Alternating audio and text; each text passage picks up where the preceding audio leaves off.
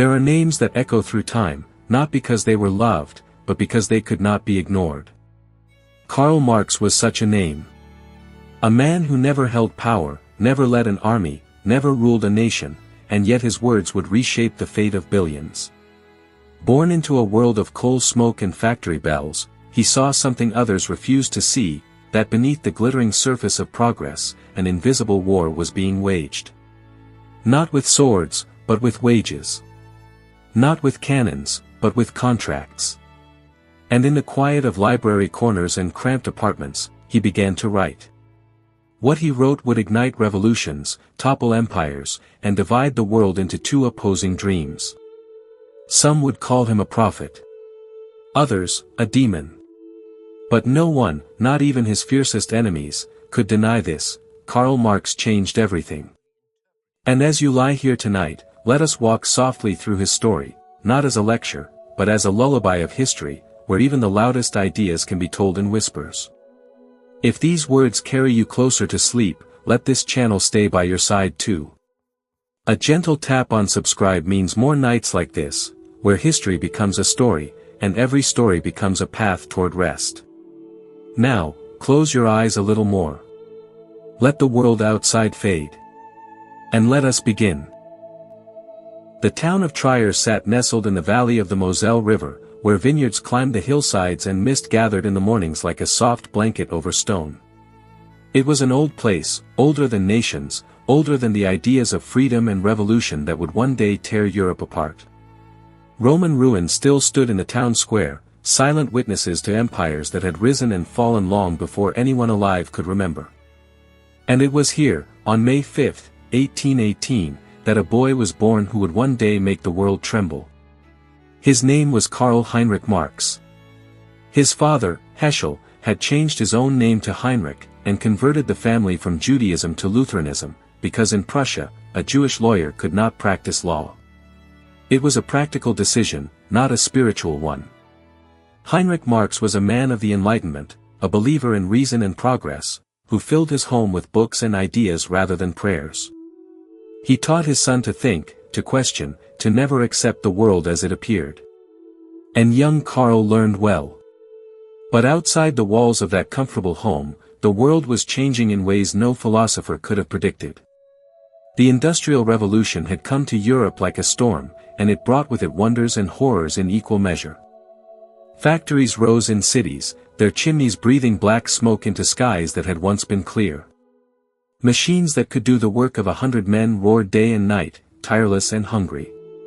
And people, desperate for work, flooded into those cities, leaving behind farms and fields for the promise of wages. What they found instead was a new kind of poverty. In the factories, men, women, and children worked 16 hours a day in conditions that would break the body and hollow the soul. They lived in slums where disease spread like wildfire, where a single room might hold a dozen people, where the air itself tasted of ash and despair. They earned barely enough to survive, and when they grew too sick or too old to work, they were simply replaced. This was progress, the factory owners said. This was the future. Young Karl saw the workers passing through Trier on their way to the coal mines and textile mills. He saw their faces, gaunt and tired, and he saw the way the world looked away. Even his own family, comfortable and educated, did not speak of such things at the dinner table. It was not polite. It was not proper. But Karl could not look away. Something in him, even then, refused to accept that this was simply how the world had to be. He was a difficult child, teachers would later say. Brilliant, yes, but restless. He argued with his instructors, questioned their lessons, wrote essays that went far beyond what was asked. He read everything he could find, philosophy, history, poetry, law. His father was proud, but also worried. Karl had a fire in him that could not be contained, and Heinrich knew that in Prussia, a kingdom ruled by kings and soldiers and strict obedience, such fire was dangerous. At 17, Karl left Trier for the University of Bonn. His father hoped he would study law, become respectable, find a place in the world that was safe and secure. But Karl had other plans.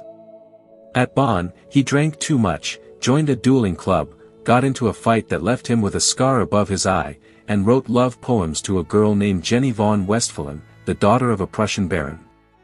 His father was furious. "You waste your time and my money," Heinrich wrote in a letter. "You chase after dreams when you should be building a future." But Karl could not help himself. He had tasted freedom, the freedom to think and argue and imagine a world different from the one he had been born into. And once that taste was on his tongue, he could never go back to the quiet acceptance of things as they were. So his father, exasperated but still hopeful, sent him to the University of Berlin, a more serious place, where perhaps the wild energy of his son could be channeled into something useful. Berlin was a city of contradictions.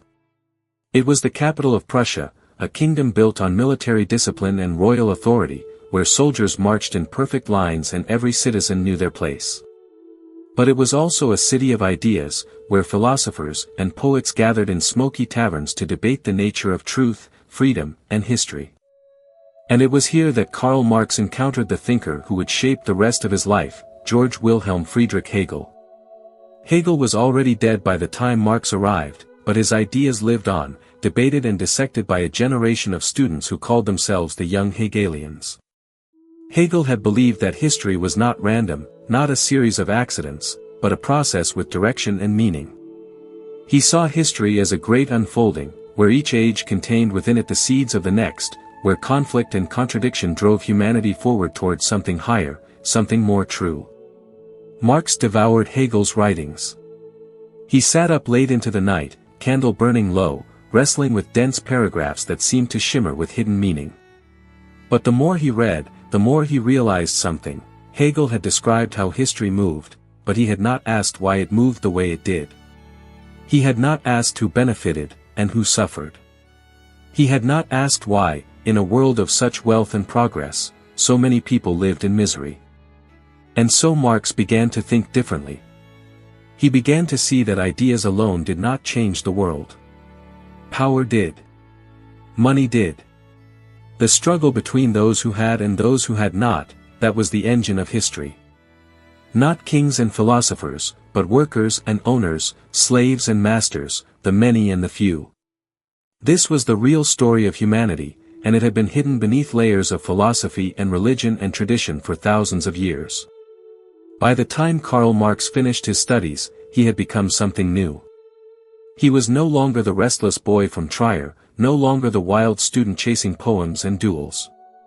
He was a thinker with a purpose, a man who believed that understanding the world was not enough, you had to change it. And he knew, even then, that such a belief would make him dangerous. His father had died while he was still at university, and with him went the last voice urging caution. Karl was free now, free to follow his ideas wherever they led. He completed his doctoral dissertation on ancient Greek philosophy, but he knew he would never be a professor. The Prussian government was already watching him, marking him as a radical, a troublemaker. So he turned to journalism instead, writing for a newspaper called the Rheinische Zeitung, where he could say the things that needed to be said. He wrote about censorship, about the laws that kept poor people from gathering wood in the forests that had once been common land. He wrote about the hypocrisy of a government that spoke of freedom while crushing anyone who dared to speak freely. His words were sharp, precise, cutting through the polite language of official discourse to reveal the truth beneath. And people read. People began to pay attention. But attention, in Prussia, was dangerous. Within a year, the government shut down the newspaper. Marx was out of work, and worse, he was marked. He had crossed a line, and there would be no going back.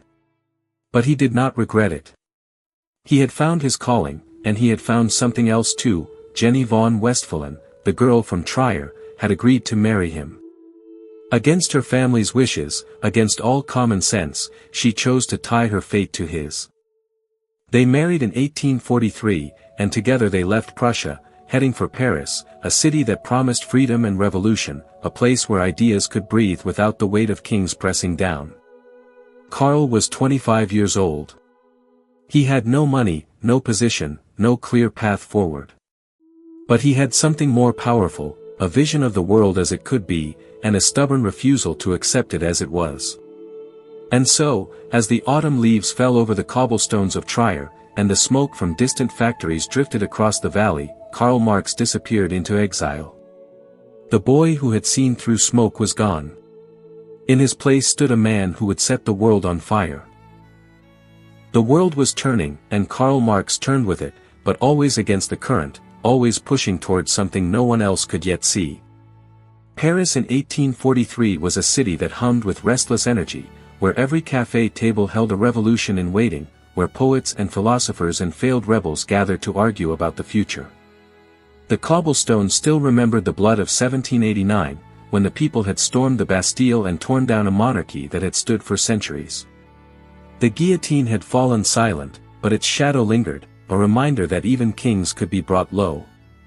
Marx arrived in Paris with Jenny by his side, her belly already swelling with their first child. They had little money, only a few coins and the promise of work writing for a radical journal called the Deutsch-Französische Jahrbucher, the German-French yearbooks. It was meant to be a bridge between nations, a space where the best minds of Europe could come together to imagine a new world. But it lasted only one issue. The ideas were too dangerous, the words too sharp. The Prussian government banned it immediately, and Marx found himself, once again, without steady income. But poverty did not silence him. If anything, it sharpened his words. In Paris, he saw what he had only glimpsed in Trier and Berlin. He saw workers living in cellars, families of 6 or 7 packed into rooms with no windows, where the walls wept with damp and children coughed through the night. He saw men who worked until their hands bled, only to earn barely enough for a loaf of bread. He saw women standing in factory lines, their faces blank with exhaustion, their youth stolen by machines that cared nothing for flesh and bone. And he saw, too, the glittering salons of the wealthy, where champagne flowed and men in silk coats debated philosophy as if the world outside did not exist. The contrast burned in him like acid. How could such wealth and such misery exist side by side? How could people speak of progress and civilization while children starved in the streets below their windows? The more he saw, the angrier he became. But it was not the wild, unfocused anger of youth. It was something colder, sharper, more dangerous. It was the anger of a man who understood exactly why the world was broken, and who refused to accept it. In the smoky backrooms of Parisian taverns, Marx met others who shared his fury. Anarchists, socialists, communists, they all had different names for what they wanted, but they agreed on one thing: the old world had to fall. Among them was a man named Pierre-Joseph Proudhon, who had written a book declaring that property was theft, that the very foundation of society was built on violence and exploitation. Marx respected Proudhon, but he also saw the limits of his thinking. Proudhon wanted to reform the system, to make it gentler, fairer. Marx wanted something more radical. He wanted to destroy it completely and build something new from the ashes. It was in Paris that Marx also met the man who would become his closest friend, his greatest ally, and his lifelong collaborator. Friedrich Engels was the son of a wealthy German textile manufacturer, a young man who should have been content to inherit his father's fortune and live a comfortable life. But Engels had spent time in Manchester, England, working in his family's factory, and what he saw there had changed him forever. Manchester was the beating heart of the Industrial Revolution, a city where the future had already arrived and revealed itself to be a nightmare. The factories ran day and night, their machines fed by the labor of men, women, and children who lived in slums so wretched that even Charles Dickens had struggled to find words dark enough to describe them. Engels had walked those streets, breathed that poisoned air, seen the hollow eyes of workers who knew they would die young. And he had written a book about it, The Condition of the Working Class in England, a document so filled with rage and sorrow that it read like a prophecy of doom. When Marx and Engels met, it was as if two halves of the same mind had finally found each other. Marx had the theory, the philosophical framework that could explain why the world was the way it was. Engels had the evidence, the lived experience, the brutal facts that proved Marx's ideas were not abstract fantasies but stark realities. They talked for hours, then days, then months. They drank cheap wine and argued about Hegel and Feuerbach and the nature of human freedom. And slowly, together, they began to forge something new. But Paris, for all its revolutionary spirit, could not contain them. The French government, pressured by Prussia, began to crack down on foreign radicals. Marx's articles grew too bold, his speeches too inflammatory. In 1845, the French police arrived at his door with an order of expulsion. He had just days to leave. Jenny was pregnant again, their daughter barely a year old. They had nowhere to go, no money, no plan. But they packed what little they owned and crossed the border into Belgium, into Brussels, another city of exiles and dreamers. Brussels was quieter than Paris, more cautious. But it was also closer to the edge, closer to the moment when words would finally have to become action. Marx continued to write, continued to refine his ideas. He read everything he could find on economics, history, philosophy. He filled notebooks with thoughts that tumbled over each other, dense and tangled, as he tried to understand the hidden mechanics of the world. And slowly, piece by piece, a theory began to take shape. He called it historical materialism, though the name itself was less important than the idea. Marx believed that history was not driven by great men or divine providence or the unfolding of some cosmic spirit. History was driven by material conditions, by who controlled the resources, who owned the land, who commanded the labor. Every society, he argued, was built on a foundation of economic relations, and those relations determined everything else: laws, religions, governments, even ideas about morality and justice. In ancient times, it had been masters and slaves. In the Middle Ages, lords and serfs. And now, in the age of industry, it was capitalists and workers, the bourgeoisie and the proletariat. The names changed, but the pattern remained the same: a small group that owned the means of production, and a large group that had nothing to sell but their labor. The owners grew rich. The workers stayed poor. And the system perpetuated itself, generation after generation, hidden beneath layers of tradition and ideology that made it seem natural, inevitable, even just. But Marx saw through it. He saw that capitalism, for all its wealth and innovation, contained within it the seeds of its own destruction. The more the capitalists competed with each other, the more they had to exploit their workers, driving wages down and hours up. The more they produced, the more they flooded the market, until there were more goods than people could afford to buy. Crisis would follow crisis, each one worse than the last. And eventually, the workers would have no choice but to rise up, to take control of the factories and the land, to build a society where wealth was shared, where no one owned the labor of another, where the exploitation that had defined all of human history would finally come to an end.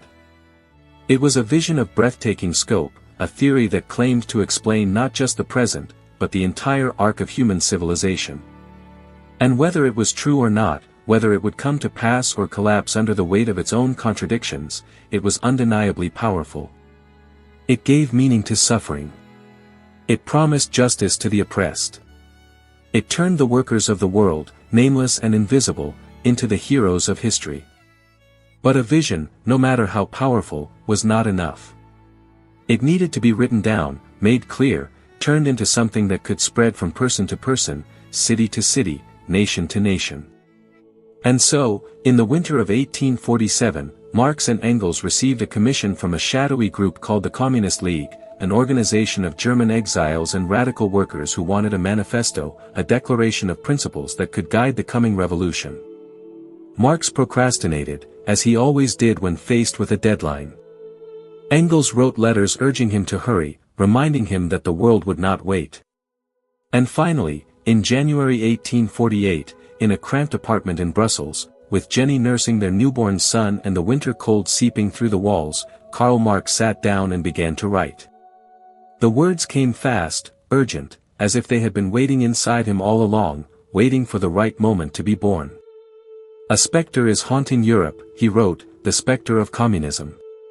And with that single sentence, the world began to change. The manifesto was only 23 pages long, small enough to fit in a coat pocket, light enough to be passed from hand to hand in secret. But the weight of its words was immense, heavier than iron, sharper than any blade. Marx wrote it in a voice that was both a battle cry and a lullaby, a promise and a warning. He did not beg for reform or plead for kindness. He declared war on the old world, and he did it with such clarity, such conviction, that even those who hated what he said could not deny the power of how he said it. The history of all hitherto existing society, Marx wrote, is the history of class struggles. It was a simple sentence, and yet it reframed everything. All the grand narratives of kings and empires, of wars and treaties, of progress and civilization, all of it, Marx argued, was really just the story of those who had and those who had not, and the eternal conflict between them.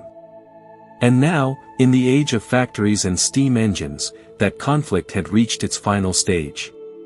The bourgeoisie, the class of factory owners and merchants and bankers, had created a world of unprecedented wealth.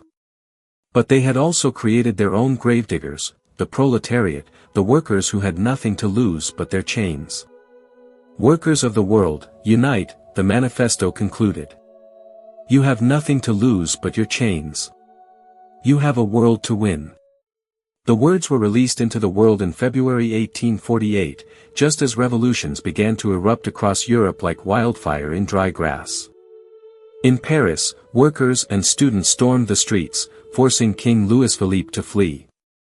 In Vienna, Berlin, Milan, Budapest, the people rose up against their rulers, demanding constitutions, demanding freedom, demanding change.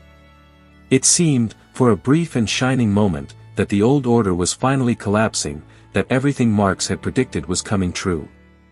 But history, as always, had its own plans. The revolutions of 1848 burned bright and fast, and then they flickered out. The armies returned, the kings regained their thrones, and the workers who had dared to dream were crushed beneath the boots of soldiers. Marx watched from Brussels, then from Paris, then from Cologne, moving from city to city as governments expelled him, always one step ahead of the police. He tried to organize, to rally the workers, to turn theory into action. But the moment had passed. The revolution had failed. And yet, the manifesto survived. It was translated into languages Marx had never spoken, carried to countries he had never seen.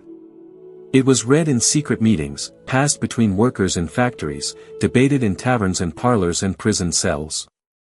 The revolution had failed, but the idea of revolution lived on. And Karl Marx, the wandering exile, had become something more than just a man. He had become a symbol, a name that meant hope to some and terror to others. By 1849, Marx had been expelled from France, expelled from Germany, expelled from Belgium. No country in Europe wanted him. He was too dangerous, too unpredictable, a man whose words seemed to spark fires wherever he went. And so, with Jenny and their 3 surviving children, 2 others had died in infancy, their small bodies buried in foreign soil, Marx crossed the English Channel and arrived in London, the capital of the largest empire the world had ever known. London in the mid-19th century was a city of contrasts so stark they seemed almost impossible. In the West End, mansions stood behind iron gates, their windows glowing with gaslight, their gardens tended by servants who never spoke unless spoken to. In the East End, entire families lived in single rooms, their children barefoot and hungry, their days measured by the relentless rhythm of factory bells. The River Thames ran black with sewage and industrial waste, and on hot summer days, the stench was so overpowering that Parliament could not meet. They called it the Great Stink, and it seemed to Marx a perfect metaphor for the rot at the heart of capitalism. Marx and his family settled in Soho, in a cramped 2-room apartment on Dean Street. The building was infested with lice and rats, the walls damp and crumbling. They had almost no furniture, just a few broken chairs and a table where Marx worked late into the night by candlelight. Jenny, who had grown up in a baron's house with servants and silk dresses, now scrubbed floors and mended clothes that were more patched than fabric. Their children slept on straw mattresses, and when winter came, they huddled together for warmth because there was no money for coal. It should have been unbearable, and in many ways it was. 3 more of their children would die in those years, taken by illness and malnutrition, buried in unmarked graves because there was no money for headstones. Marx would sit at their bedsides, helpless, watching the light fade from their eyes, and something inside him would break a little more each time. Jenny bore it with a quiet strength that Marx could never fully understand, a resilience that kept the family together even as everything around them fell apart. But through it all, Marx kept working. Every morning, he would walk to the British Museum, to its great domed reading room where the accumulated knowledge of empires sat waiting in endless rows of books. He would take his usual seat, desk G7, and he would read economics, history, philosophy, government reports, industrial surveys. He consumed it all, filling notebook after notebook with thoughts and quotes and calculations. He was trying to do something no one had ever done before, to map the entire system of capitalism, to lay bare its inner workings with the precision of a scientist dissecting a specimen. The work consumed him. Days blurred into weeks, weeks into months, years into decades. His health deteriorated, plagued by boils and headaches and a chronic liver condition that left him in constant pain. His eyesight weakened from reading by dim light. His family lived on the edge of starvation, surviving only because Engels, who had reluctantly returned to work in his father's factory in Manchester, sent them money every month. Without Engels, they would have starved. Without Engels, Marx could never have finished his work. And yet, even in the depths of poverty, even as he watched his children die, Marx never stopped believing. He believed that he was doing something essential, something that would outlive him, something that mattered more than comfort or safety or even love. He was uncovering the truth about the world, and once that truth was known, nothing could stop it from changing everything. In the reading room of the British Museum, surrounded by the silence of books and the scratching of pens, Marx began to piece together his masterwork. He called it Das Kapital, Capital, and it was to be a complete and systematic analysis of the capitalist mode of production. Not a manifesto, not a call to arms, but a scientific examination of how capitalism worked, where it came from, and why it would inevitably destroy itself. The work was immense, almost impossible in its scope. Marx traced the origins of capitalism back through centuries, showing how feudalism had given way to mercantilism, how the enclosure of common lands had created a class of landless workers, how the discovery of the Americas and the slave trade had provided the initial capital that made industrialization possible. He showed how commodities were produced, how value was created through labor, how profit was extracted not through fair exchange but through exploitation. At the heart of his analysis was a concept he called surplus value. A worker, Marx explained, did not simply trade their labor for a fair wage. Instead, they created value for their employer that far exceeded what they were paid. A worker might produce goods worth £10 in a day, but receive only £2 in wages. The difference, the £8 of surplus value, went to the capitalist as profit. It was not theft in the legal sense, the contract was voluntary, the wage agreed upon. But it was exploitation nonetheless, a systematic extraction of value from those who created it to those who merely owned. And this, Marx argued, was the fundamental contradiction at the heart of capitalism. The system could only survive by constantly expanding, constantly seeking new markets, new workers, new sources of profit. But the more it expanded, the more it ground down its own workforce, driving wages lower and working conditions worse.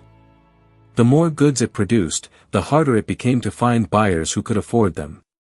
Crisis would follow crisis, each one more severe, until finally the whole structure would collapse under its own weight.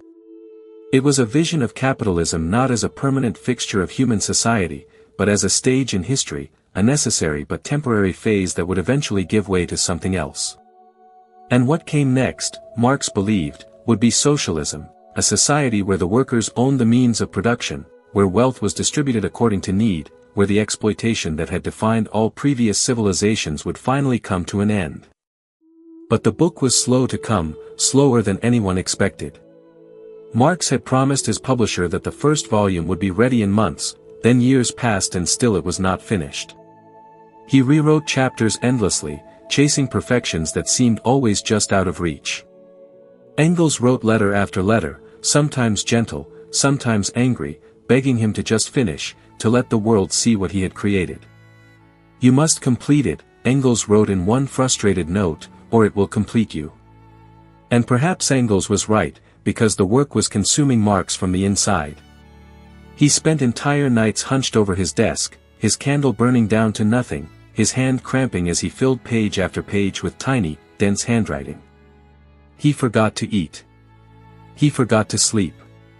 Jenny would find him in the morning, still dressed in yesterday's clothes, his eyes red and distant, muttering to himself about commodity fetishism and the organic composition of capital. The children learned to be quiet when Papa was working, which was almost always. The poverty ground on, relentless as a mill wheel.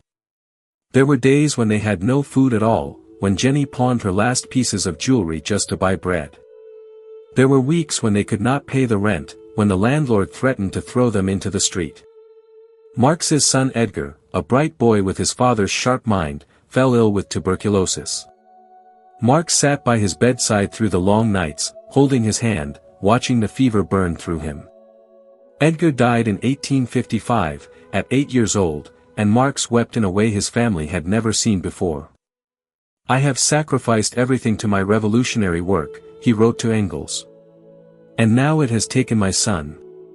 But even grief did not stop the work. If anything, it drove him harder, as if finishing the book could somehow justify the suffering, could make the sacrifice mean something. He returned to the British Museum, to desk G7, and he kept reading, kept writing, kept building his cathedral of ideas one stone at a time. The other scholars in the reading room knew him by sight now, this wild-haired German with the thick beard and the burning eyes, who arrived when the doors opened and stayed until they closed, who read books on factory conditions and agricultural reports with the same intensity others reserved for poetry. London itself was changing around him, becoming the workshop of the world, the heart of an empire that stretched across every continent. The Great Exhibition of 1851 had showcased Britain's industrial might, a crystal palace filled with machines and marvels that seemed to prove capitalism's triumph.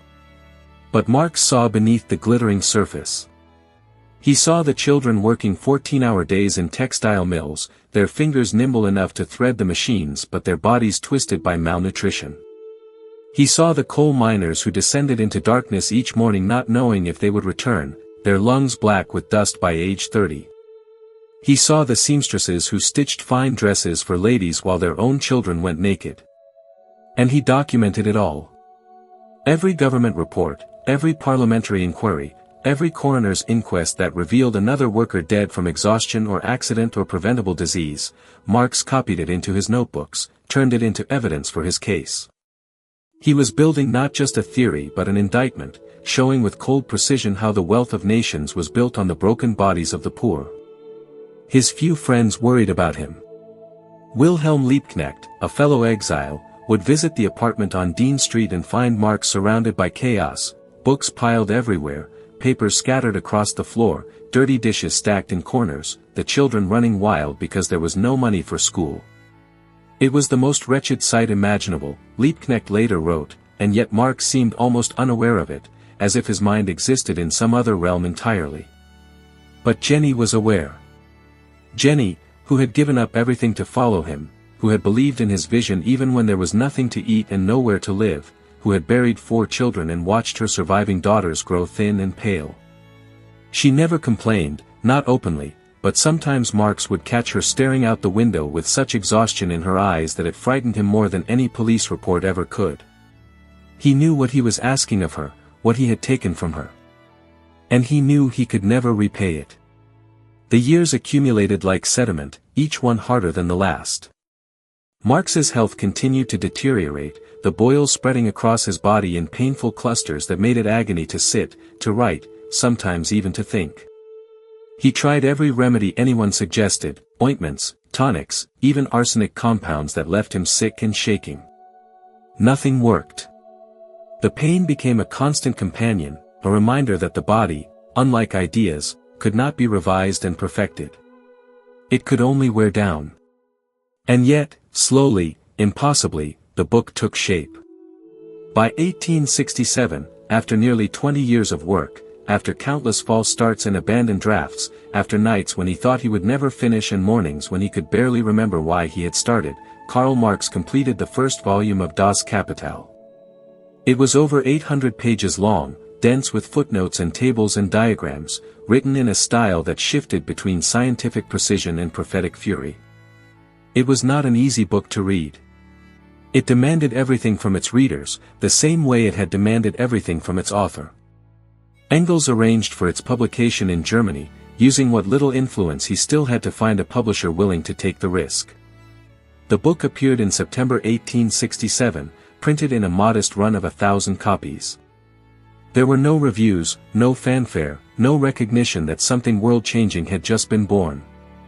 Most of the copies sat unsold in warehouses, gathering dust. The few intellectuals who did read it were divided. Some praised its brilliance, others dismissed it as the ramblings of a bitter exile with too much time on his hands. Marx had expected this. He knew that great ideas moved slowly through the world, that it might take decades or even centuries for people to understand what he had written. But he also knew, with the certainty that had carried him through 20 years of poverty and pain, that he had done something that could not be undone. He had revealed the machinery beneath the surface, shown how capitalism worked not through divine providence or natural law but through the systematic exploitation of human labor. And once that truth was seen, it could never be unseen. In the apartment on Dean Street, Jenny held a copy of the book in her hands, feeling its weight, running her fingers over the title embossed on the cover. "Is it finished?" she asked quietly, and Marx shook his head. "Only the first volume," he said. "There is more to come." Jenny's face fell, just for a moment, but she said nothing. She simply set the book down on the table and went to prepare what little food they had for dinner. The other volumes would take years more, Marx knew. He had sketches and notes for them, thousands of pages of raw material that would need to be organized, refined, turned into something coherent. But that work would come later. For now, he allowed himself a moment of rest, a rare evening when he did not go to the British Museum, when he sat with his family and let the weight of the finished volume sink in. Outside, the London fog pressed against the windows, and somewhere in the distance, factory whistles called workers to the night shift. The world turned on, indifferent to the book that had been born in a cramped room above a poor street. But the book existed now, solid and real, and it would not disappear.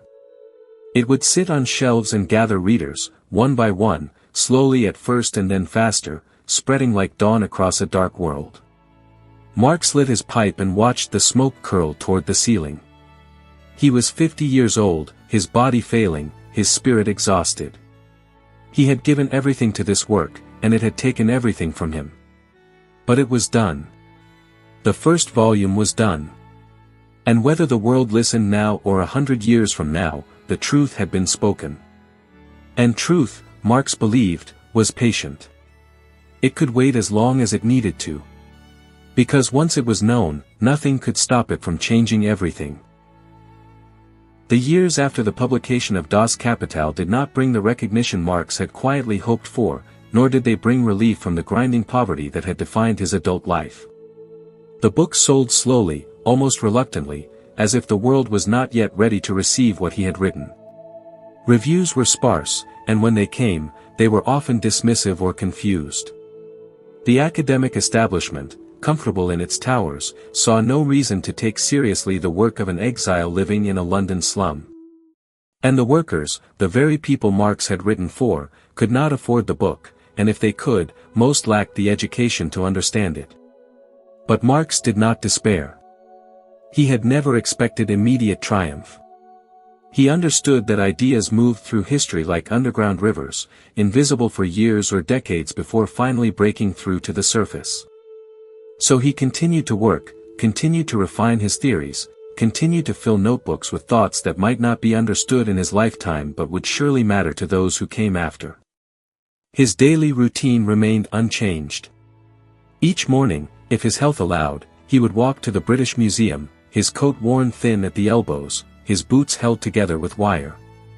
He would take his seat at desk G7, nod to the librarians who knew him by name, and disappear into his work. The reading room was his sanctuary, the one place where poverty could not reach him, where the pain in his body could be forgotten in the pursuit of understanding. He read reports on agricultural production in India, studies of factory conditions in America, parliamentary debates on labor laws in Britain. Everything was evidence, everything mattered. At home, life was a careful balancing act between survival and dignity. Jenny managed the household with the skill of a general commanding limited troops, stretching every penny, making soup from bones, mending clothes until there was more thread than fabric. Their daughters, Jenny, Laura, and Eleanor, grew into young women who were brilliant and restless, educated far beyond what was common for girls of their class, fluent in languages, versed in politics and philosophy. They adored their father, even when his obsessions left them hungry, even when his temper flared over some interruption to his work. They understood, in a way their mother sometimes struggled to, that he was fighting for something larger than any one family. Engels remained their lifeline. Every month, money arrived from Manchester, where Engels still worked in his father's factory, a job he hated but maintained because it allowed him to support Marx's work. The two men corresponded constantly, long letters filled with analysis and argument and encouragement. Engels was more than a friend, he was Marx's other half, the practical to Marx's theoretical, the man who could translate dense philosophy into clear language, who could organize and strategize while Marx thought in abstracts. Without Engels, Marx's work would have died in obscurity. With him, it had a chance to live. The world outside continued its violent transformations. The American Civil War raged and ended, slavery abolished in law if not entirely in practice. The Paris Commune rose in 1871, a brief and beautiful experiment in workers' self-government that seemed to prove everything Marx had predicted. For 72 days, the workers of Paris governed themselves, abolished the death penalty, separated church and state, and declared that a new world was possible. Marx watched from London, his heart soaring with hope.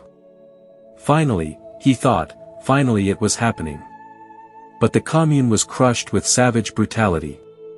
French government troops retook the city, killing thousands in the streets, executing prisoners by the hundreds, sending survivors to prison camps in distant colonies.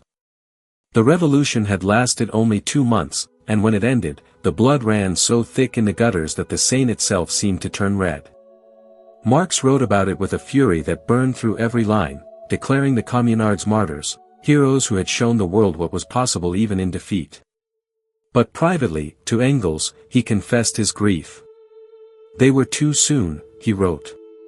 The conditions were not yet right. It was a pattern Marx had seen before, would see again.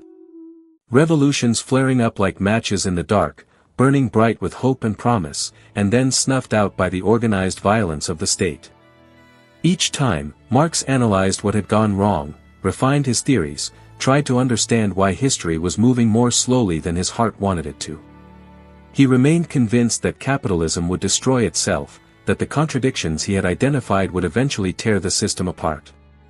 But he was beginning to accept that he might not live to see it. His health worsened year by year. The boils never went away, spreading across his body in painful waves that left him unable to sit, unable to work, lying in bed for days at a time with nothing but his own thoughts for company. He developed chronic bronchitis, his lungs damaged by years of breathing London's foul air and smoking too many pipes. His liver troubled him constantly, leaving him nauseous and weak. He joked darkly to Engels that his body was staging its own revolution, trying to overthrow the tyranny of his mind. Jenny's health declined as well. The years of poverty and stress had worn her down, leaving her thin and pale, her hair gone white before her 50th birthday.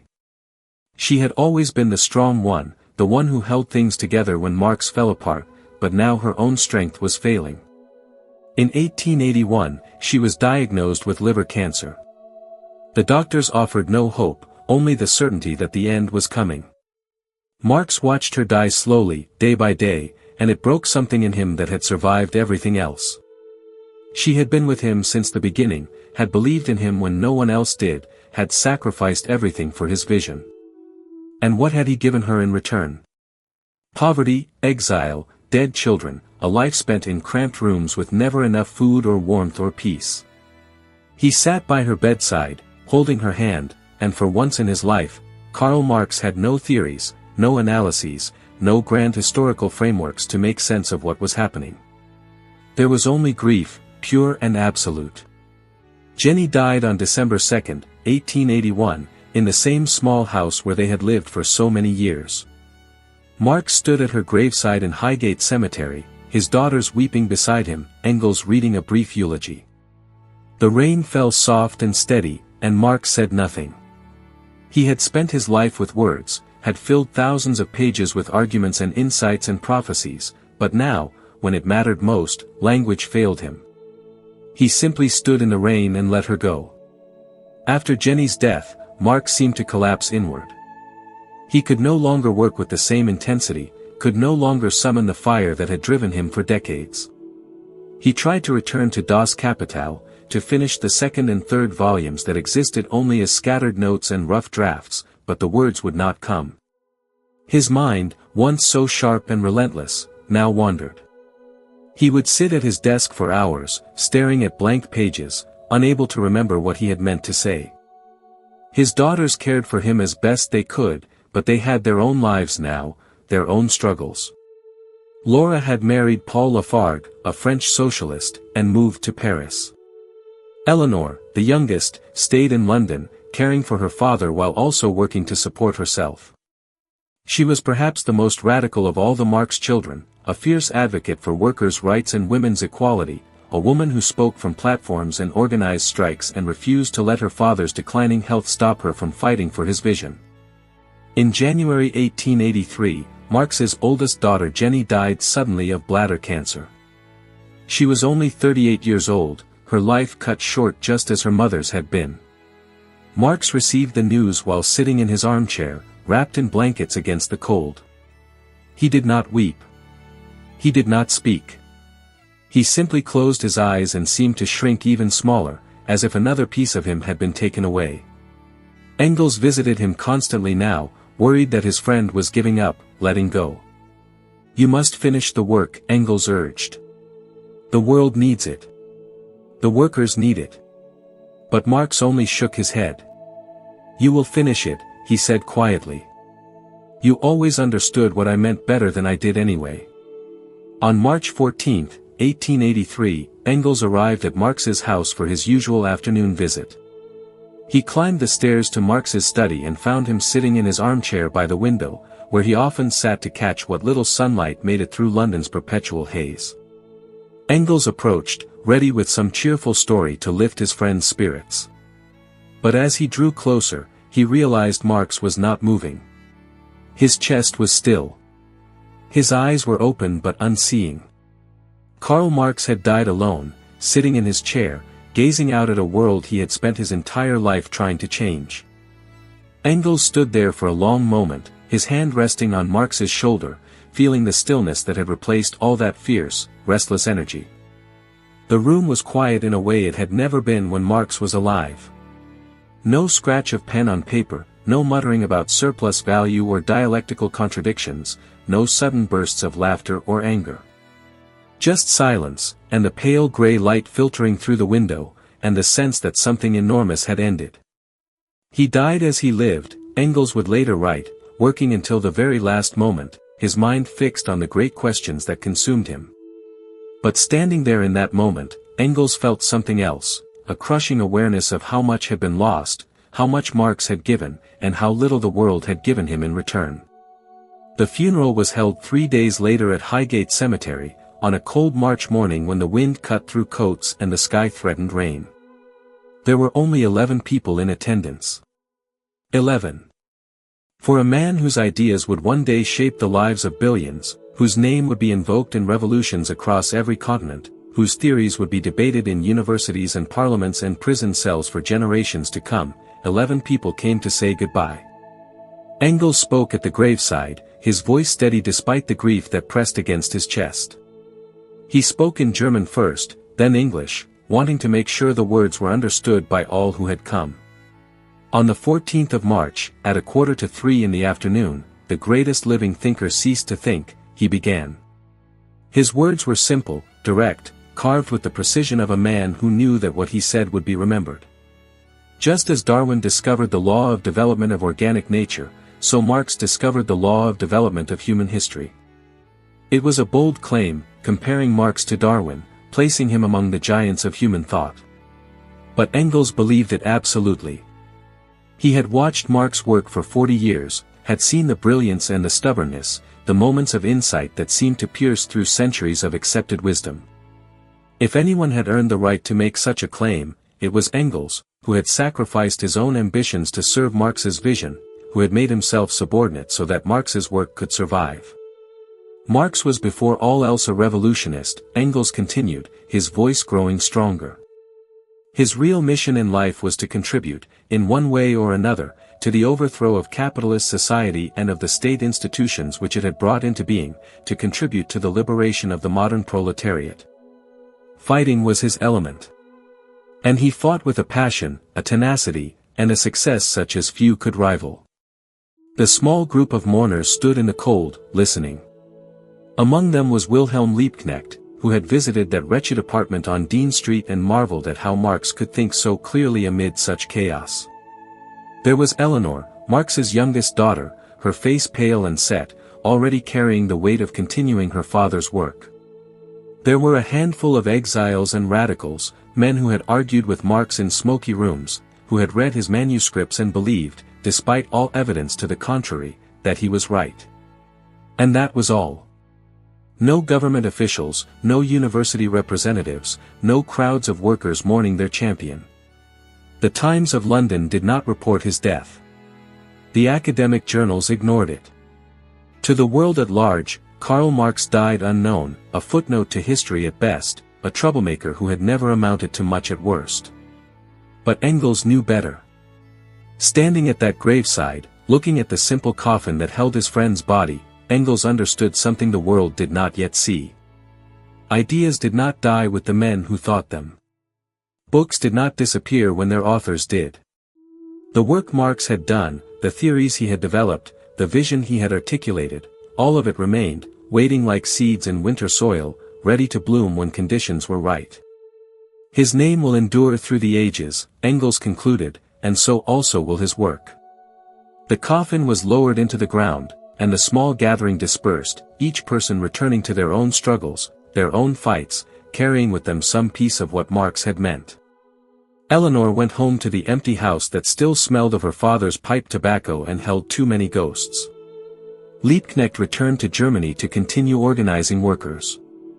Engels went back to his study to begin the impossible task of sorting through the thousands of pages of notes Marx had left behind, trying to make sense of the unfinished volumes of Das Kapital that only he had any hope of completing. The grave was marked with a simple headstone, modest and plain. There was no money for anything grander, and perhaps it was fitting. Marx had lived without wealth or status, there was a certain poetry in him dying the same way. But even that simple stone would not stand forever. Years later, when Marx's ideas had spread across the world, when his name had become synonymous with revolution and hope and fear, the stone would be replaced with something larger, more imposing, a massive bust of Marx, his beard carved in bronze, looking out over Highgate with those same fierce eyes that had stared down capitalism from a library desk. But that would come later. For now, the grave was quiet, just one more among thousands in a London cemetery where the dead lay in silent rows, forgotten by the living world. And yet, even as Marx was buried, his ideas were beginning to move. Das Kapital was being translated into Russian, where it would find an audience hungry for theories that explained their suffering and offered a path toward liberation. Socialist parties were forming across Europe, organizing workers, demanding rights, pushing for change. The seeds Marx had planted in his writings, in his speeches, in his endless arguments and manifestos, were taking root in soil he would never see. In Germany, the Social Democratic Party was growing, becoming a genuine political force that advocated for workers' rights and social reform. They claimed Marx as their theoretical foundation, even though many of them had never met him, even though they often softened his ideas to make them more palatable to voters and politicians. Marx might have despised their compromises, but the fact remained, his influence was spreading. In Russia, a young man named Vladimir Ulyanov, who would later take the name Lenin, was reading Das Kapital in exile, filling the margins with notes, seeing in Marx's analysis a blueprint for revolution in a country that seemed impossibly backward, still feudal in many ways, nowhere near the advanced industrial capitalism Marx had studied. Lenin would twist Marx's theories, reshape them, use them as justification for a revolution Marx himself might not have recognized. But he would claim Marx's name, and in doing so, bring Marx's ideas to a scale and consequence no one could have imagined. In China, in Vietnam, in Cuba, and beyond, revolutionaries would read Marx and see their own struggles reflected back at them. The specific conditions would be different: peasant societies rather than industrial ones, colonial oppression rather than domestic exploitation, but the basic framework remained: a world divided between those who had and those who had not, and a promise that the have-nots could rise up and take control of their own destiny. Not all of these revolutions would succeed. Not all of them would remain true to Marx's vision. Many would become brutal dictatorships that used Marx's name to justify oppression, that claimed to speak for workers while silencing them, that built societies as hierarchical and exploitative as any capitalist system. Marx had warned against such perversions, had insisted that workers must liberate themselves, that no vanguard party or revolutionary elite could do it for them. But history, as always, had its own plans. And so Karl Marx became something strange and contradictory, both prophet and scapegoat, both hero and villain, claimed by movements that warred against each other, interpreted in ways that sometimes seemed to have nothing to do with what he actually wrote. His name became a symbol that meant different things to different people: freedom or tyranny, justice or catastrophe, the future or the apocalypse. But beneath all the interpretations and misinterpretations, beneath the revolutions and counter-revolutions, beneath the monuments and the book burnings, Marx's actual work remained. Das Kapital still sat on library shelves, still dense and difficult and brilliant, still offering anyone willing to read it a systematic analysis of how capitalism worked, where it came from, why it created the inequalities it did. The manuscript sat in Engels' study like a mountain waiting to be climbed. Boxes and folders and loose pages, thousands upon thousands of them, filled with Marx's cramped handwriting, notes scrawled in the margins, crossed-out paragraphs, sketches of ideas that trailed off mid-sentence. This was what remained of Marx's unfinished work, the second and third volumes of Das Kapital, the completion of the system he had spent his life building. And now it fell to Engels to make sense of it all, to shape these fragments into something the world could read. Engels was 63 years old, tired in his bones, still grieving the loss of the man who had been more than a friend, more than a colleague, a kind of twin soul, the other half of a partnership that had defined both their lives. He had his own writing to do, his own ideas to pursue. But he set all of that aside. For the next 11 years, until his own death, Engels would dedicate himself entirely to completing Marx's work, understanding that this was the most important thing he could do, the final act of friendship and loyalty. The task was staggering. Marx had been a perfectionist, endlessly revising, never satisfied, always chasing some ideal formulation that seemed just out of reach. His notes jumped from topic to topic, explored tangents that led nowhere, contradicted themselves in ways that suggested Marx himself was still working through the problems.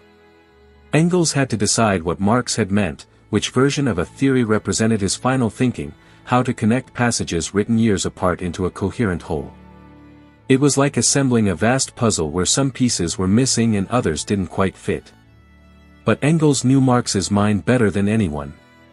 They had argued through these ideas for decades, laid into countless nights, testing theories against each other until they found the ones that held. Engels understood not just what Marx had written, but what he had been trying to say. And so, slowly, patiently, he began to sort through the chaos, finding the threads that held it all together, weaving them into something that could stand on its own. Volume 2 of Das Kapital was published in 1885, 2 years after Marx's death. It dealt with the circulation of capital, the way wealth moved through the economy, transforming from money to commodities to money again in an endless cycle. It was perhaps even more technical than the first volume, filled with mathematical formulas and diagrams that traced the flow of value through society. Critics complained it was unreadable, that Marx had lost himself in abstractions. But for those willing to work through it, the book revealed something profound. Capitalism was not a collection of individual transactions, but a system, a vast interconnected web where every part depended on every other part, and where crisis was not an accident but a built-in feature. Volume 3 came in 1894, just a year before Engels himself would die. This was Marx's attempt to reconcile his labor theory of value with the messy realities of actual markets, where prices didn't always reflect labor time, where some industries were more profitable than others for reasons that seemed to contradict the fundamental theory. It was the most difficult volume to complete, and Engels confessed in his preface that he had taken liberties, filling in gaps where Marx had left only hints, making choices about interpretation that Marx himself might have made differently. But it was done. The system was complete. Or as complete as it could be, given that Marx had envisioned even more volumes that never got past the planning stage. 3 volumes, over 2,000 pages, a comprehensive analysis of capitalism from its origins to its internal contradictions to its predicted collapse. It was a monument of thought, one of the most ambitious intellectual projects of the 19th century. And slowly, gradually, the world began to pay attention. In the universities, economists started taking Marx seriously, if only to argue against him. His theories challenged everything the field had assumed about markets and value and the natural order of things. Some scholars found fatal flaws in his logic, contradictions in his math, predictions that didn't match reality. Others found brilliance in his insights, a way of seeing the economy that revealed patterns no one else had noticed. Arguments erupted in journals and lecture halls, debates that would continue for decades, that continue still. In the labor movements, Marx became required reading. Workers' parties across Europe adopted his analysis, using it to argue for better wages, shorter hours, the right to organize. They didn't always understand the intricate details of surplus value and the falling rate of profit, but they grasped the essential message, that their exploitation was not natural or inevitable, that the wealth of their employers came from their labor, that they had the right and the power to demand change. The German Social Democrats built the largest socialist party in Europe on a foundation of Marxist theory. They won seats in parliament, pushed through labor reforms, created a model that other countries began to copy. They claimed Marx as their patron saint, though their gradual, reformist approach might have disappointed him. They believed they could transform capitalism from within, through laws and elections and patient organizing. Marx had believed capitalism would collapse on its own, that revolution was inevitable. But perhaps, the Social Democrats thought, there was another path. In Russia, however, a different interpretation was taking hold. Vladimir Lenin had read Marx obsessively, and he came away with a vision that was more urgent, more violent, more uncompromising. Lenin believed that workers, left to themselves, would only fight for better conditions within capitalism, not for its overthrow. What was needed, he argued, was a revolutionary vanguard, a disciplined party of professional revolutionaries who could lead the masses toward liberation whether they fully understood it yet or not. This was not quite what Marx had envisioned. Marx had insisted that workers must free themselves, that no one could do it for them, that any revolution imposed from above would simply create a new form of oppression. But Lenin believed the conditions in Russia were unique, that the country was so backward, the working class so small and scattered, that some adaptation was necessary. He claimed the spirit of Marx even as he departed from the letter. When the Russian Revolution finally came in 1917, when Lenin and the Bolsheviks seized power in the chaos of World War I and Civil War, they proclaimed themselves Marxists, the inheritors of Marx's vision. They nationalized industry, abolished private property, declared that the workers' state had arrived. Portraits of Marx appeared on walls across Russia, alongside Lenin and later Stalin. Marx became an icon, his words quoted like scripture, his theories treated as scientific law. But the society they built bore little resemblance to what Marx had imagined.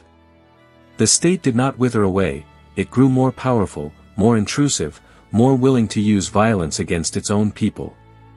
The workers did not control the means of production, party bureaucrats did, a new ruling class that claimed to act in the workers' name while denying them any real voice. Millions died in famines and purges and labor camps, all carried out by a government that called itself Marxist, that claimed to be building the paradise Marx had promised. Marx, dead for decades, could not answer for what was done in his name. He had never written a blueprint for revolution, never detailed exactly how a socialist society should be organized. He had focused on analyzing capitalism, on showing why it would fail, trusting that when the time came, the workers would figure out what came next. But in the absence of clear instructions, those who claimed his legacy filled in the gaps themselves, often in ways that served their own power more than any workers' liberation. In China, Mao Zedong adapted Marxism to an agricultural society, claiming that peasants, not industrial workers, would be the revolutionary class. He led a civil war that killed millions, then a cultural revolution that tore the country apart, all in Marx's name. In Cambodia, the Khmer Rouge took Marxist ideas to a genocidal extreme, emptying cities and murdering anyone with education or skills, trying to create a pure agrarian communism through mass murder. And in the West, the very mention of Marx's name became enough to end careers, to mark someone as dangerous or traitorous. During the Cold War, capitalism and communism faced each other across an ideological divide that split the world in two, and Marx's theories became ammunition in a propaganda war. American schoolchildren learned that communism meant oppression and poverty, that Marx was the architect of totalitarianism. Soviet schoolchildren learned that capitalism meant exploitation and greed, that Marx was the prophet of liberation. Both sides claimed to understand what Marx had really meant. Both sides used his words to justify their own positions. And meanwhile, in universities and libraries and quiet corners of the world, people continue to read Das Kapital, to wrestle with its arguments, to find in it insights that transcended the political battles fought in Marx's name. Because beneath all the revolutions and counter-revolutions, beneath all the statues erected and torn down, beneath all the claims and counterclaims, Marx's actual work remained what it had always been, an analysis of capitalism, brilliant and flawed, visionary and limited, a product of its time that nonetheless spoke to something deeper and more enduring. Marx had seen something that others missed or chose to ignore. He had seen that beneath the surface of markets and contracts and supposedly free exchanges, there was a structure of power, a relationship between those who owned and those who worked that shaped everything else. He had seen that capitalism was not eternal, not natural, but historical, something that had come into being under specific conditions and would eventually give way to something else. And he had seen that the workers, the millions of nameless people who made the system run, were not passive victims but potential agents of change, capable of remaking the world if they could only recognize their own power. These insights did not depend on whether the Russian Revolution succeeded or failed, whether Mao's experiments worked or collapsed in horror. They stood on their own, tools for understanding how economic systems function, how wealth and power concentrate, how inequality reproduces itself generation after generation. And so even as communist regimes rose and fell, even as the Berlin Wall came down and the Soviet Union dissolved and capitalism seemed to triumph absolutely, Marx's ideas persisted. Economists continued to argue about his labor theory of value, whether it accurately explained how prices formed or whether it was fatally flawed from the start. But even those who rejected the theory had to grapple with the questions it raised. Where does profit come from? Why do some people get rich while others stay poor no matter how hard they work? Is the distribution of wealth in our society just, or does it reflect deeper structures of exploitation? Sociologists used Marx's framework to analyze class divisions, to understand how economic position shaped people's lives and opportunities and worldviews. Political scientists studied his theories of the state, his argument that governments serve the interests of the ruling class no matter what their constitutions claimed. Historians found in his work a lens for examining the past, a way to see the great sweeps of history not as the actions of kings and generals but as the result of material forces, economic changes, class struggles. And in the streets, in the factories, in the movements that continued to fight for workers' rights and social justice, Marx remained relevant. When activists organized for higher wages, they were applying Marxist insights about the value of labor. When unions fought for better conditions, they were enacting the solidarity Marx had called for. When protesters questioned why so much wealth concentrated in so few hands, they were asking the questions Marx had spent his life trying to answer. The world had changed enormously since Marx's death in 1883. Technology had advanced beyond anything he could have imagined: computers and the internet, space travel and genetic engineering, a global economy linked instantaneously across continents. The factories he had studied, where workers stood at machines for 16-hour shifts, had largely disappeared in the developed world, replaced by service economies and knowledge work and automation. The industrial proletariat he had seen as the revolutionary class had shrunk in the West, even as it exploded in size in countries like China and India. And yet, the fundamental dynamics Marx had identified remained recognizable. Wealth still concentrated at the top, while those at the bottom struggled to survive. Companies still sought to maximize profit by minimizing labor costs, still treated workers as expenses to be reduced rather than humans with dignity and needs. Economic crises still erupted with frightening regularity, each one blamed on some specific cause: bad mortgages, tech bubbles, pandemic disruptions, but all following patterns Marx had described: overproduction, falling rates of profit, the contradictions inherent in a system based on endless growth. In the 21st century, new generations discovered Marx and found him speaking to their own experiences.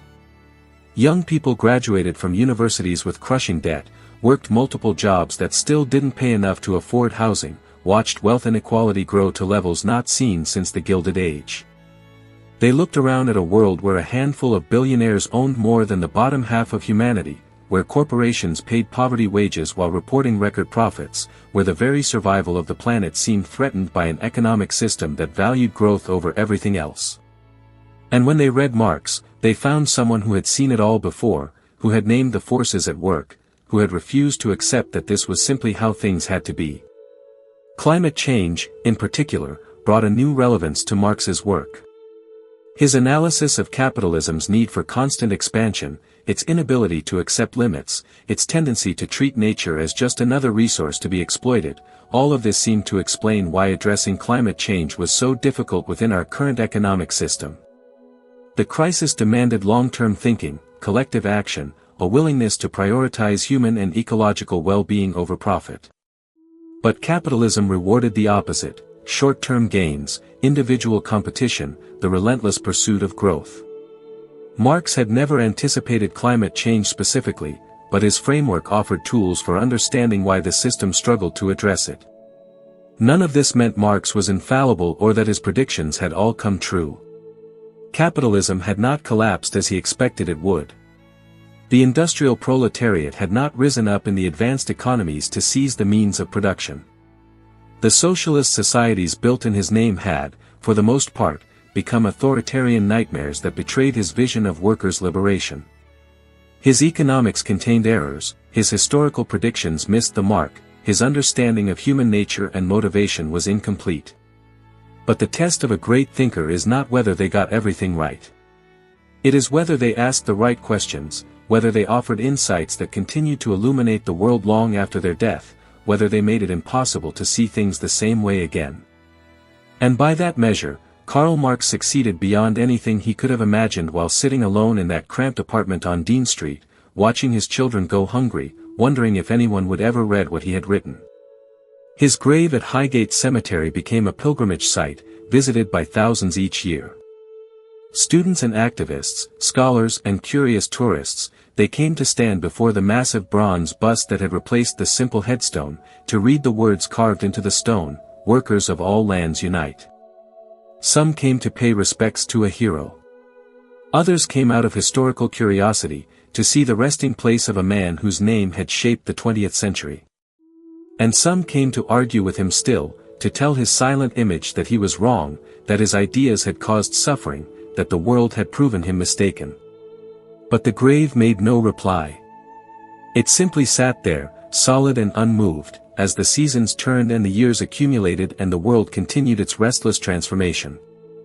Nearby, Jenny lay buried, and their children who had died so young, all of them together in that patch of London earth, their struggles finally ended, their battles fought and lost and sometimes won. And the books remained. Das Kapital still sat on shelves in libraries across the world, still dense and challenging and profound. The Communist Manifesto still circulated, reprinted in countless editions, translated into every major language, perhaps the most influential political pamphlet ever written.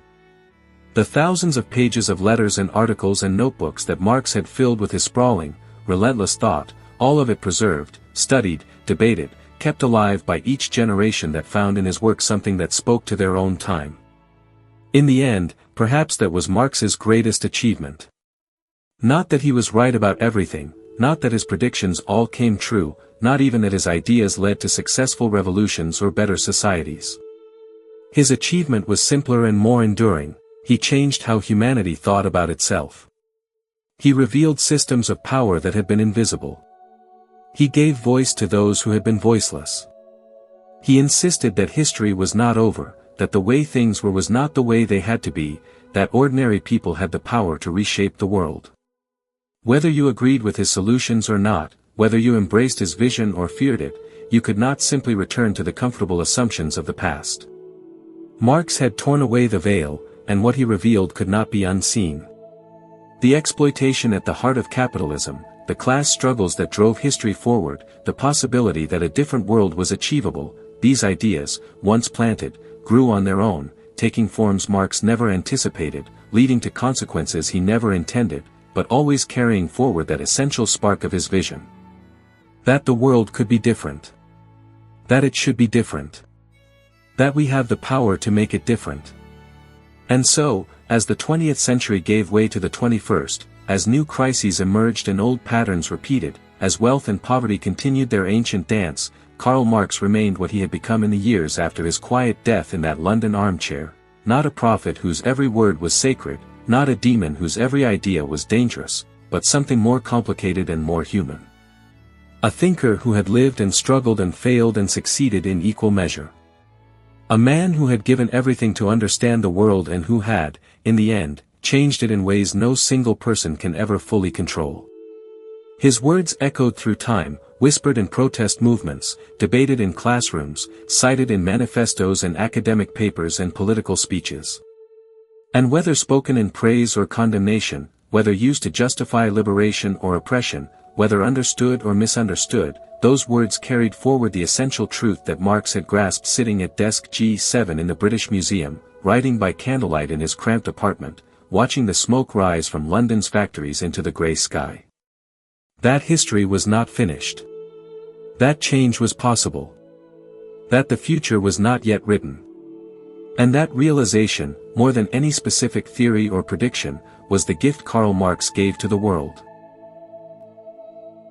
The 20th century opened with a world that Karl Marx would have recognized, even as it transformed in ways he could never have predicted.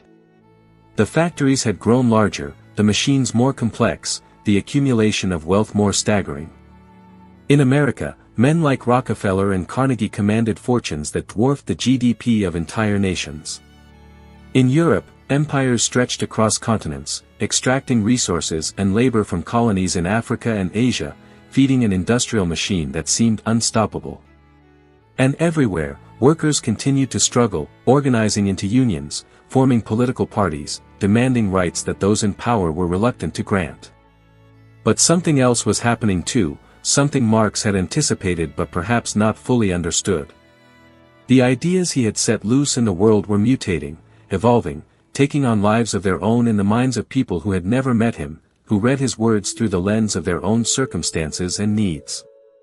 In Russia, where industrialization came late and brutally, where the peasantry still outnumbered the workers by vast margins, where the Tsar ruled with an autocracy that seemed medieval, a young revolutionary named Vladimir Lenin was reimagining what Marxism could mean. Lenin had grown up in privilege, the son of a school inspector, educated and comfortable. But his older brother had been executed for plotting to assassinate the Tsar, and that death had radicalized Lenin in ways nothing else could.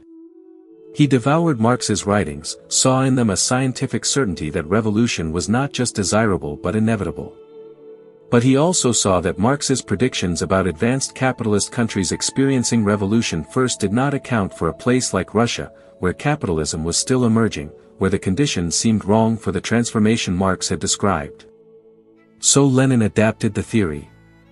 He argued that revolution could come to Russia first, that a small, disciplined party of professional revolutionaries could seize power and drag the country forward into socialism, leapfrogging the stages Marx had outlined.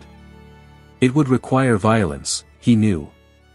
It would require a dictatorship, at least temporarily, to suppress the old ruling classes and prevent counter-revolution.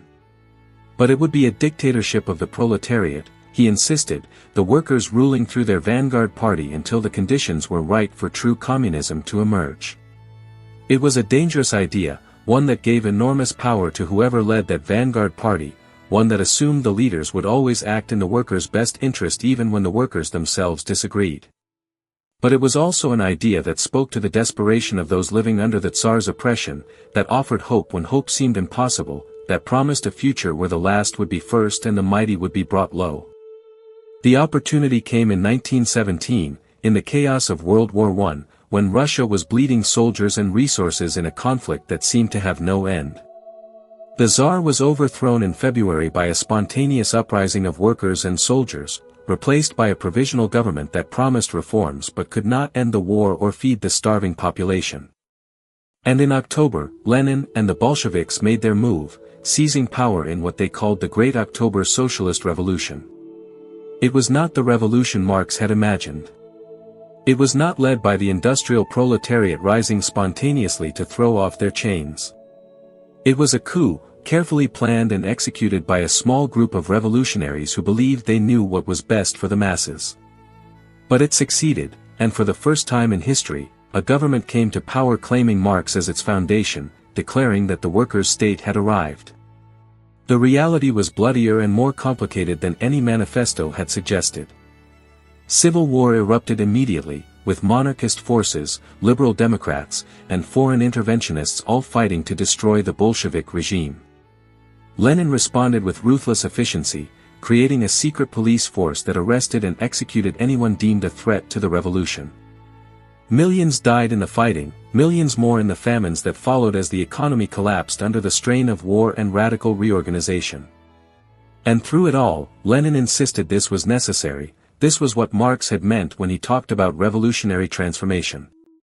The violence was temporary, the dictatorship a phase that would pass once the old world was truly dead and the new one secure. He plastered images of Marx across Russia, made Marxism-Leninism the official ideology of the state, required students to study Kapital in schools and universities.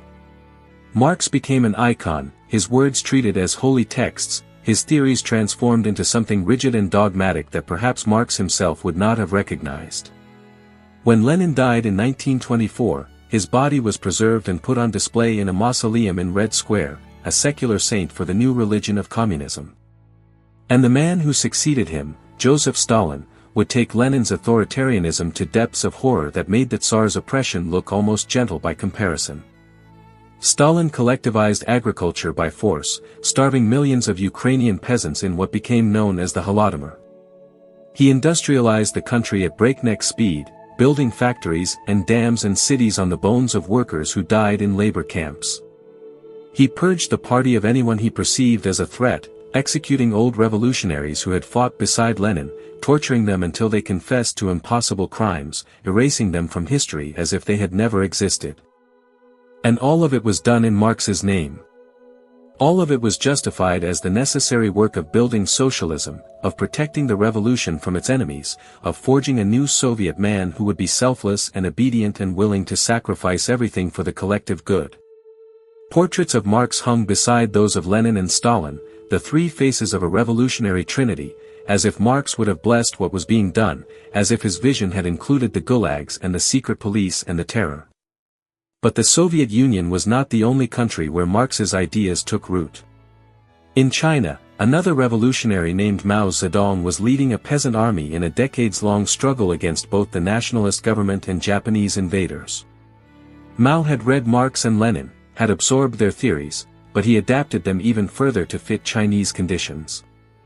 Where Lenin had focused on the urban proletariat, Mao saw the revolutionary potential in the peasantry, the vast majority of China's population who lived in poverty and had everything to gain from overturning the existing order. When Mao's forces finally triumphed in 1949, establishing the People's Republic of China, he set about remaking Chinese society with a zealot's fervor. Land was redistributed from landlords to peasants, often accompanied by public trials and executions of those deemed class enemies. Industry was nationalized, private enterprise abolished, the entire economy brought under state control. And once again, it was all done in Marx's name, under the banner of scientific socialism and historical inevitability. But Mao, like Stalin, was not content with gradual transformation. He wanted to accelerate history, to push China into the communist future through sheer force of will. In 1958, he launched the Great Leap Forward, an attempt to industrialize the country overnight by mobilizing the peasantry to build backyard steel furnaces and meet impossible production quotas. The result was catastrophe. The furnaces produced useless metal. Agricultural production collapsed as farmers abandoned their fields to meet industrial targets. And between 1959 and 1961, somewhere between 15 and 45 million people died in a famine that followed, one of the greatest man-made disasters in human history. Mao's response was not to admit failure but to double down. In 1966, he launched the Cultural Revolution, unleashing China's youth as Red Guards to attack anyone deemed insufficiently revolutionary. Teachers were beaten by their students, intellectuals were sent to labor camps for re-education, ancient temples and artworks were destroyed as remnants of the old culture. Families turned against each other, children denounced their parents, and the entire country descended into a chaos that would last a decade and leave scars that have still not fully healed. And through it all, Mao claimed Marx as his inspiration, carried a copy of Kapital everywhere he went, insisted that he was simply applying Marxist principles to Chinese conditions. He wrote his own theoretical works, blending Marx with traditional Chinese philosophy, creating Maoism as a distinct branch of communist thought. And other revolutionaries, in Vietnam and Cambodia and across the developing world, studied Mao's writings and saw in them a path forward for their own countries, a way to leap from feudalism to socialism without passing through capitalism. In Cambodia, the Khmer Rouge took Maoist ideas to their most extreme conclusion. When they seized power in 1975, they emptied the cities at gunpoint, forcing millions into the countryside to work in agricultural communes. They abolished money, closed schools and hospitals, executed anyone with education or professional skills, anyone who wore glasses or spoke a foreign language. In 4 years, they killed nearly a quarter of Cambodia's population, creating a nightmare that seemed beyond human comprehension. And they did it all claiming to be building a pure communist society, following the scientific laws of history that Marx had discovered. Marx had been dead for nearly a century by then, his bones long turned to dust in Highgate Cemetery. He could not speak for what was done in his name, could not explain that this was not what he meant, that the liberation he envisioned did not include genocide and terror and the destruction of everything that made life worth living. His words had been taken, twisted, used to justify horrors he would have condemned. And yet his name remained attached to them, his theories blamed for the crimes of those who claimed to follow him. In the West, this became the standard narrative. Communism meant totalitarianism, oppression, poverty, death. Marx was the architect of 20th century evil, his ideas directly responsible for the gulags and the killing fields and the Berlin Wall. During the Cold War, this narrative hardened into absolute certainty, taught in schools, repeated in newspapers, embedded so deeply in the culture that to defend Marx was to defend mass murder. But the story was more complicated than that simple equation allowed. Because even as communist regimes committed atrocities in Marx's name, other movements inspired by his ideas were fighting for genuine liberation. In Latin America, workers organized unions and cooperatives, built movements that challenged dictatorships and demanded social justice. In Africa, anti-colonial struggles drew on Marxist analysis to understand how imperialism worked, how wealth was extracted from their countries to enrich Europe and America, how their liberation required not just political independence but economic transformation. And in the West itself, even at the height of the Cold War, Marx's ideas continued to influence thinking in ways that had nothing to do with Soviet communism. The labor movements that won the weekend, the 8-hour workday, the right to organize, they drew on Marxist insights about the power of collective action. The welfare states that emerged in Europe after World War II, with their universal healthcare and free education and social safety nets, they were built in part because capitalist societies had to compete with the socialist alternative, had to prove they could provide for their citizens better than the Soviet Union could. Even capitalism itself changed in response to Marx's critique. Regulations were passed to curb the worst abuses of the market. Progressive taxation redistributed some wealth from the rich to the poor. Governments took responsibility for managing the economy, for smoothing out the business cycle, for ensuring that capitalism didn't destroy itself through its own contradictions. It was not the revolution Marx had called for, but it was an acknowledgement that he had been right about something, that unchecked capitalism created problems that required intervention, that markets left to themselves did not automatically produce the best outcomes. But then, in the late 20th century, the pendulum began to swing back. The Soviet Union, burdened by decades of inefficiency and corruption, unable to keep pace with Western innovation, finally collapsed in 1991. The Berlin Wall fell, the Eastern Bloc dissolved, and suddenly it seemed that capitalism had won the great ideological struggle. History was over, some proclaimed. Liberal democracy and free markets had proven themselves superior to all alternatives. Marx's vision had been tested and found wanting. And yet, even in the moment of capitalism's triumph, the seeds of doubt remained. The fall of communism did not usher in a utopia. Instead, the 1990s and 2000s saw growing inequality, financial crises, the gutting of labor protections and social safety nets in the name of free market efficiency.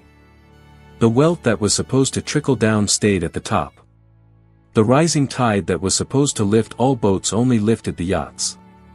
By 2008, when the global financial system nearly collapsed, when banks that were too big to fail had to be bailed out by taxpayers while millions lost their homes and jobs, it was clear that something was deeply wrong. The crisis seemed to confirm what Marx had argued, that capitalism was inherently unstable, driven by contradictions that periodically erupted in devastating crashes, that the pursuit of profit did not automatically serve the common good. And so, once again, people began to read Marx. Not the Marx of Soviet propaganda or Cold War caricature, but the actual texts, the careful analysis in Kapital, the nuanced arguments about how economic systems function and change.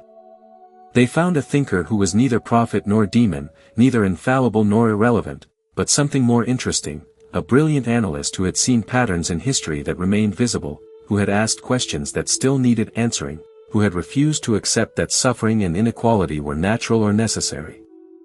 In the 21st century, as climate change threatened the planet's survival, as wealth inequality reached levels not seen since the Gilded Age, as automation raised questions about the future of work itself, Marx seemed relevant again in ways he hadn't been since before the Cold War. His analysis of capitalism's need for endless growth, its tendency to commodify everything, its inability to account for long-term consequences, all of this spoke to contemporary crises in ways that mainstream economics struggled to address. Young people especially, facing a world where they would be poorer than their parents despite being better educated, where they could not afford homes or families or security, where the promise of prosperity through hard work seemed like a cruel joke, they turned to Marx looking for explanations. And they found someone who had seen it all before, who had named the forces that made their lives precarious, who had insisted that the system was the problem, not their individual failures. This did not mean they wanted to recreate the Soviet Union or implement Mao's policies. Most were keenly aware of the disasters that had been committed in Marx's name, the gulags and purges and famines. But they made a distinction between Marx's analysis of capitalism and the authoritarian regimes that had claimed his legacy. They could appreciate his insights about exploitation and inequality while rejecting the dictatorships that had perverted his vision. And perhaps that was the final irony of Marx's legacy. The man who had spent his life trying to understand history, to predict its direction, to give workers the tools to change their fate, his own ideas had become part of history, subject to the same unpredictable forces and unintended consequences as everything else. He had wanted to liberate humanity, and his words had inspired both liberation movements and brutal tyrannies. He had believed that workers would unite across borders, and instead his ideas had been used to justify nationalist struggles and Cold War divisions. He had thought capitalism would collapse from its own contradictions, and instead it had adapted, survived, transformed itself in response to his critique. He had imagined a future of abundance and freedom, and his name had become associated with scarcity and oppression. And yet, beneath all these contradictions, beneath the monuments erected and torn down, beneath the revolutions that succeeded and failed, Marx's essential insight remained. That history was not static, that the way things were was not the way they had to be, that ordinary people had the power to reshape their world if they could recognize their own strength and act collectively. This was the ghost that haunted the 21st century, not the bearded prophet on Soviet posters, not the demonic architect of totalitarianism from Cold War propaganda, but the restless exile who had sat in the British Museum and tried to understand why so much suffering existed amid so much wealth. The questions he asked had never been fully answered. The problems he identified had never been fully solved. And so his words continued to echo, passed from generation to generation, reinterpreted and reimagined by each new wave of people who looked at the world and asked, as Marx had asked, why is it like this? And how could it be different? In universities, scholars still debated the labor theory of value, still argued about whether Marx's predictions had been falsified or vindicated, still found new relevances in texts written a century and a half ago.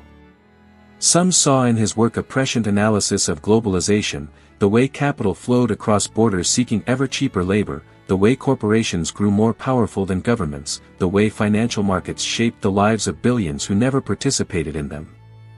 Others found in his writings on alienation an explanation for the loneliness and disconnection of modern life, where work felt meaningless and relationships felt transactional and people struggled to find purpose in a world that seemed to value them only as consumers. Environmental movements discovered in Marx's analysis of capitalism's relationship with nature a framework for understanding ecological crisis. He had written about how capitalism treated natural resources as infinite, how it could not price the long-term costs of environmental degradation, how its need for constant growth made sustainability impossible. These observations, made when pollution meant coal smoke in London rather than carbon in the atmosphere, seemed prophetic in an age of climate change. The system that Marx had analyzed in the 19th century was now threatening the survival of life on Earth in the 21st, and his insights into why that system could not reform itself, could not voluntarily accept limits, felt urgently relevant.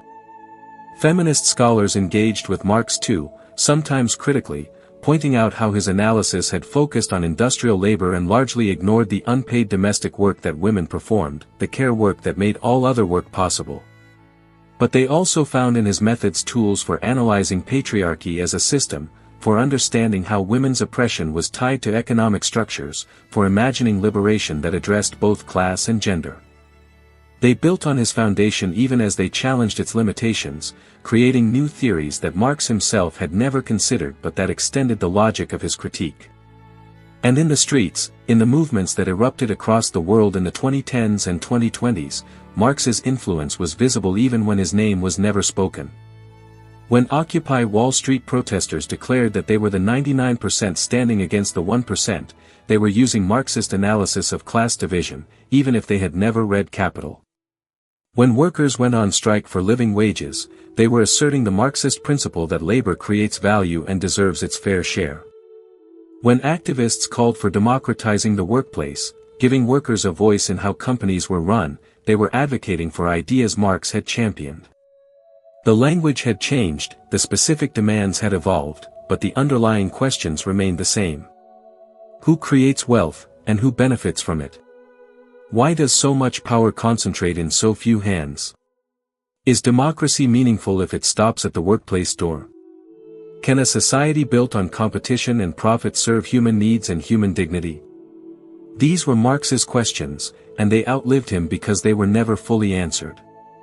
Each generation had to grapple with them anew, in the context of their own conditions.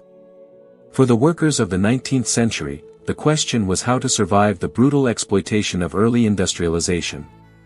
For the revolutionaries of the 20th century, it was how to build alternatives to capitalism, experiments that sometimes liberated and sometimes enslaved. For the activists of the 21st century, it was how to address inequality and climate change within or beyond the existing system, how to imagine futures that seemed increasingly difficult to reach. Marx's ghost haunted all these struggles, not as an authority whose word was final, but as a thinker who had dared to look beneath the surface, who had refused to accept that suffering was natural or necessary, who had believed that understanding the world was the first step toward changing it.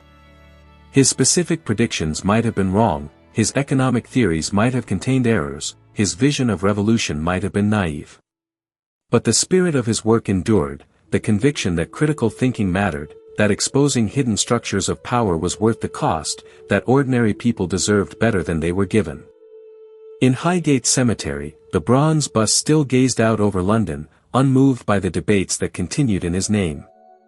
Visitors came from around the world, some leaving flowers, others standing in silent contemplation, many simply taking photographs and moving on. The grave had become a tourist attraction, a historical site marking the resting place of a man who changed the world. But the man himself was long gone, returned to the earth that had briefly held him, his struggles ended, his suffering over. What remained was the work, the ideas, the questions that refused to die. In libraries and lecture halls, in union meetings and protest movements, in the minds of anyone who looked at the world's injustices and asked why, Marx lived on. Not as a saint or a villain, not as someone who had all the answers or whose every word should be followed, but as a thinker who had seen something true and important, who had named forces that still shaped human life, who had insisted that change was possible even when it seemed impossible. The empires built in his name had mostly fallen. The revolutions fought under his banner had mostly failed or betrayed their own ideals. The predictions he made had been proven wrong as often as right. But the questions he asked, the patterns he identified, the hope he offered that a different world was achievable, these could not be destroyed by the failures of those who claimed his legacy. They lived on because they touched something fundamental about the human condition, about the tension between what is and what could be, about the eternal struggle for dignity and justice in a world that often seems designed to deny both. And so Karl Marx, the wandering exile who died alone in a chair, who was buried by 11 people on a cold March morning, who lived in poverty and watched his children die and never saw his ideas triumph in his lifetime, he became immortal. Not in the way he might have wanted, not as the prophet of a successful revolution, not as the architect of a new world order. But as something perhaps more meaningful, a voice that spoke across time, that reminded each generation that they did not have to accept the world as they found it, that understanding could lead to action, that change, however difficult, however distant, was always possible. The smoke from London's factories had long since cleared. The British Museum reading room where Marx had labored was now a tourist attraction. The apartment on Dean Street had been torn down, replaced by buildings that bore no trace of the man who had once sat there writing by candlelight. The world had moved on, as the world always does, forgetting most of what came before. But some things endure. Some ideas prove stronger than the men who thought them, outlasting their creators, taking on lives of their own, adapting to new circumstances, speaking to new generations in new languages about eternal questions. And as the 21st century unfolded, as new crises emerged and old patterns repeated, as people continued to struggle for justice and dignity in a world that seemed designed to deny both, the ghost of Karl Marx walked among them still. Not commanding, not dictating, not demanding obedience to his word.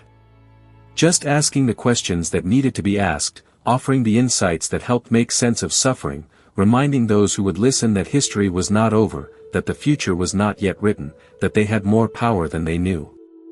And in the quiet of the night, when the factories fell silent and the streets emptied and the world paused between one day and the next, that ghost whispered the same words Marx had written so long ago, words that had outlived empires and ideologies, words that remained as true and as challenging as the day they were first set down on paper. Workers of the world, unite. You have nothing to lose but your chains. You have a world to win. The world was still waiting. Still struggling. Still hoping. Still trying to decide what came next. And somewhere, in the spaces between what is and what could be, Karl Marx smiled.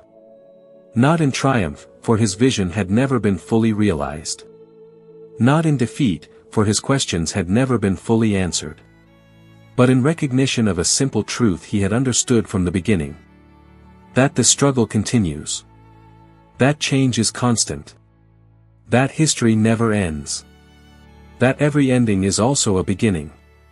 And so the story of Karl Marx, the boy who saw through smoke and became the man who changed everything, comes to its close.